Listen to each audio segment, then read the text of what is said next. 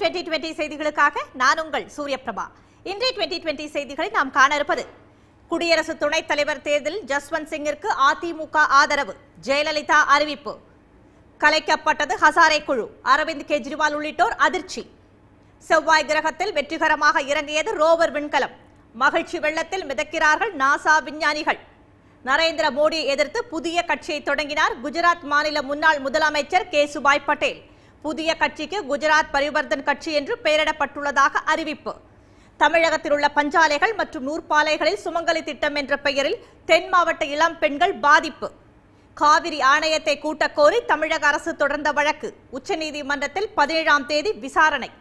Central ரயில் நிலையத்தில் பரபரப்பு, மணிக்கூண்டில் ஏறி தற்கொலை மிரட்டல் விடுத்த ஆசாமி மற்றும் பல செய்திகள் உங்கள் சத்தியம் 2020 செய்திகளில் காத்திருங்கள்.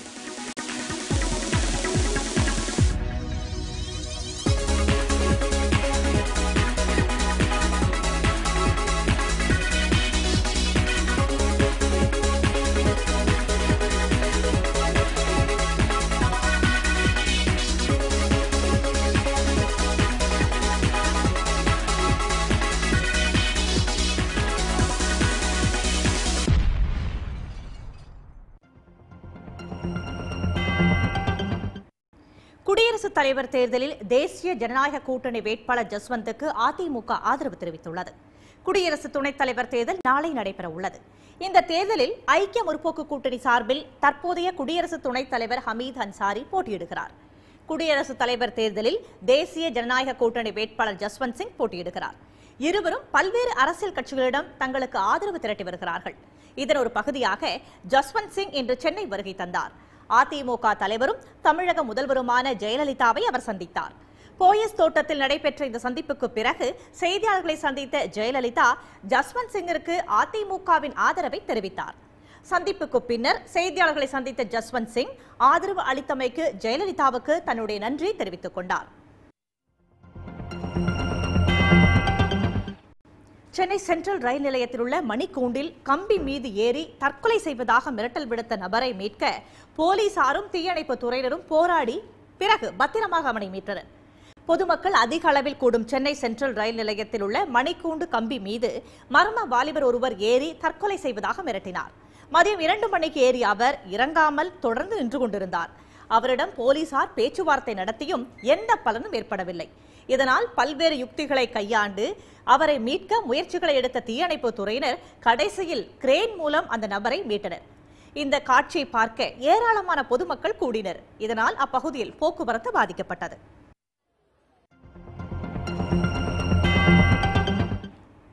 பிரதமர் தலைமையிலான காவிரி நதிநீர் ஆணையத்தை கூட்டுவது தொடர்பாக உச்சநீதிமன்றத்தில் தமிழக அரசு தாக்கல் செய்த மனு மீதான விசாரணை வரும் 17ஆம் தேதி நடைபெற உள்ளது. தமிழகத்திற்கு தண்ணீர் தர வேண்டும் என காவிரி நதிநீர் ஆணையமும் உச்சநீதிமன்றமும் வழங்கிய தீர்ப்பை செயல்படுத்தாத கர்நாடக அரசை கண்டித்து பிரதமர் தலைமையிலான காவிரி நதிநீர் ஆணையத்தை உடனடியாக கூட்ட வேண்டும் என்று மத்திய அரசுக்கு மே மாதம் 18ஆம் தேதி முதலமைச்சர் ஜெயலலிதா கடிதம் எழுதினார். அந்த கடிதத்திற்கு மத்திய அரசு நடவடிக்கை எடுக்காததால் காவிரி நதிநீர் ஆணையத்தை உடனடியாக கூட்ட உத்தரவிடுமாறு உச்சநீதிமன்றத்தில் தமிழக அரசு மனு தாக்கல் செய்தது. இந்த மனு உச்சநீதிமன்ற நீதிபதிகள் TK ஜெயின் மற்றும் மதன் லோகு ஆகியோர் அடங்கிய அமர்வு முன்பு இன்று விசாரணைக்கு வந்தது. அப்போது இந்த மனுவை ஏற்றுக்கொள்வதாக தெரிவித்த நீதிபதிகள் இந்த மனு மீதான விசாரணை வரும் 17ஆம் தேதி நடைபெறும் என்று அறிவித்தனர்.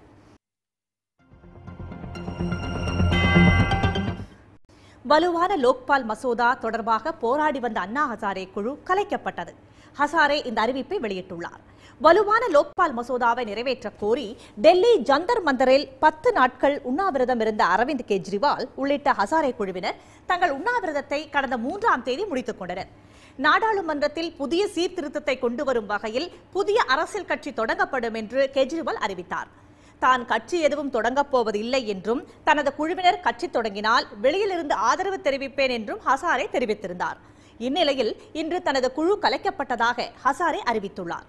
வலுவான லோக்பால் அமைக்க மட்டுமே தான் குழு அமைத்ததாகவும் அரசியல் கட்சி தொடங்க அல்ல என்றும் ஹசாரே தெரிவித்துள்ளார். குழுவின் பணி முடிந்துவிட்டது என்று கூறிய ஹசாரே லோக்பால் மசோதா குறித்து இனி மத்திய அரசிடம் எந்த பேச்சுவார்த்தையும் இல்லை என்றும் கூறியுள்ளார். குழு கலைப்பு குறித்த ஹசாரேவின் அறிவிப்பினால் அரவிந்த் கெஜ்ரிவால், கிரண் பேடி உள்ளிட்ட ஹசாரே குழுவினர் அதிர்ச்சி அடைந்திருப்பதாக செய்திகள் தெரிவிக்கின்றன. அண்மையில் பாரதிய ஜனதா கட்சியிலிருந்து விலகிய குஜராத் மாநில முன்னாள் முதலமைச்சர் கேசுபாய் பட்டேல் புதிய கட்சியை இன்று தொடங்கியுள்ளார். புதிய கட்சிக்கு குஜராத் பரிவர்த்தன் கட்சி என்று பெயரிடப்பட்டுள்ளதாக கேசுபாய் பட்டேல் தெரிவித்தார். குஜராத் மாநில முன்னாள் முதலமைச்சர் கேசுபாய் பட்டேல் அம்மாநில முதலமைச்சர் நரேந்திர மோடிக்கு எதிராக வைத்த குற்றச்சாட்டுகள் மீது அக்கட்சி தலைமை முடிவெடுக்காததைத் தொடர்ந்து கட்சியிலிருந்து கடந்த 4ஆம் தேதி ராஜினாமா செய்தார். அவருடன் முன்னாள் மத்திய அமைச்சர் கன்ஷிராம் ராணாவும் ராஜினாமா செய்த நிலையில் இன்று புதிய கட்சியை தொடங்குவதற்கான அறிவிப்பை கேசுபாய் பட்டேல் வெளியிட்டார். புதிய கட்சிக்கு குஜராத் பரிவர்த்தன் கட்சி என்று பெயரிடப்பட்டுள்ளதாகவும் அடுத்த ஆண்டு தொடக்கத்தில் நடைபெறவுள்ள சட்டப்பேரவை தேர்தலில் தனித்து போட்டியிடப் போவதாகவும் கேசுபாய் பட்டேல் செய்தியாளரிடம் தெரிவித்தார். மிகுந்த மனவலியுடன் கட்சியை விட்டு வெளியேறுவதாகவும் ஜனநாயகத்திலிருந்து தற்போது பாரதிய ஜனதா கட்சியின் செயல்பாடுகள் வெகு தொலைவில் உள்ளதாகவும் கேசுபாய் பட்டேல் கூறினார். மக்களின் எதிர்பார்ப்புகளுக்கு விரோதமாக கட்சி செயல்பட்டு வருவதாகவும் அதனால்தான் பாரதிய ஜனதா கட்சியிலிருந்து வெளியேறுவதாகவும் கேசுபாய் பட்டேல் கூறினார். அதிகாரத்தை கைப்பற்றுவதற்காக புதிய கட்சியை தொடங்கவில்லை என்றும் மக்கள் தனக்கு ஏற்கனவே அதிகாரம் கொடுத்திருந்ததாகவும் அவர் தெரிவித்தார். மாநிலத்தில் நரேந்திர மோடி தலைமையிலான அரசுக்கு சரியான மாற்றை மக்களுக்கு அளிப்பதற்காகவே புதிய கட்சியை தொடங்கியுள்ளதாகவும் தமது தலைமையிலான குஜராத் பரிவர்த்தன் கட்சிதான் உண்மையான பாரதிய ஜனதா கட்சி என்றும் கேசுபாய் பட்டேல் தெரிவித்தார். அமெரிக்காவில் சீக்கியர்கள் 7 பேர் சுட்டுக் கொல்லப்பட்டது கொடூரமான செயல் என்று பிரதமர் மன்மோகன் சிங் கண்டனம் தெரிவித்துள்ளார். விஸ்கான்சிங் மாகாணத்தில் உள்ள குருத்வாராவில் நடத்தப்பட்ட இந்த துப்பாக்கிச் சூட்டில் சீக்கியர்கள் 7 பேர் உயிரிழந்தனர். சம்பவத்தின் போது 400க்கும் அதிகமான சீக்கியர்கள் அங்கு இருந்துள்ளனர். இந்த சம்பவத்தில் காயமடைந்த 28 பேர் மருத்துவமனையில் சேர்க்கப்பட்டுள்ளனர். துப்பாக்கிச் சூடு நடத்திய மர்ம நபரின் 2 கைகளிலும் துப்பாக்கிகள் இருந்ததாக சம்பவத்தை நேரில் பார்த்தவர்கள் கூறினர். தாக்குதலுக்கான காரணம் குறித்து விசாரணை நடத்தி வருவதாக அமெரிக்க புலனாய்வுத்துறை தெரிவித்துள்ளது. இந்த சம்பவம் உள்நாட்டு தீவிரவாதம் தொடர்புடையதா அல்லது வெளிநாடுகளின் தொடர்பு இருக்கிறதா என்ற கோணத்தில் விசாரணை நடத்தி வருவதாக அத்துறையினர் தெரிவித்துள்ளனர். இந்நிலையில் டெல்லியில் இன்று செய்தியாளர்களை சந்தித்த பிரதமர் மன்மோகன் சிங் சீக்கியர்கள் கொல்லப்பட்ட சம்பவம் மிகவும் கொடூரமான செயல் என்று கூறியுள்ளார். மேலும் இந்த சம்பவத்தில் உயிரிழந்தவர்களுக்கு தமது ஆழ்ந்த இரங்கலை தெரிவித்துக் கொள்வதாகவும் அவர் தெரிவித்துள்ளார். சீரோன்மணி குருத்வாரா பிரபந்த கமிட்டி உள்ளிட்ட பல்வேறு அமைப்புகளும் இந்த தாக்குதலுக்கு கடும் கண்டனம் தெரிவித்துள்ளன.